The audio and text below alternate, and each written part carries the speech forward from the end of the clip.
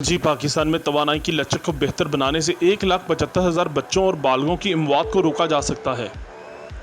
UNICEF की एक नई तहकीक से पता चलता है कि पाकिस्तान में लचकदार तवानाई के साथ सेहत की मज़ीद सहूलियात को तक़वियत देने से 2023 तक 1,75,000 अमवात को रोका जा सकता है और 2044 तक ज़च्ची, बालिग और चीरख्वाह बच्चों की शरह में कमी से पाकिस्तान की मईशत में $296 मिलियन अमरीकी डॉलर का हिस्सा डाला जा सकता है।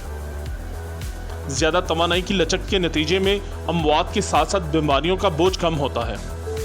पाकिस्तान में यूनिसेफ के नुमाइंदे अब्दुल्ला फादिल ने कहा कि ये तहकीक लचकदार तवानाई के हल को लागू करने की अहमियत को वाज़े करती है, जो न सिर्फ बच्चों की ज़िंदगियों की हिफाजत करते हैं और इनकी फलाह बहबूद को बढ़ाते हैं, बल्कि इक़्तिसादी तरक्की में भी हिस्सा डालते हैं।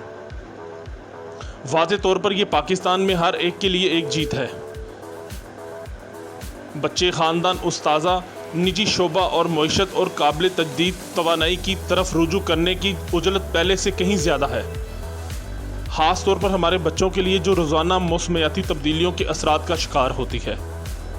Nasir Mahmood, news world Urdu, Lahore.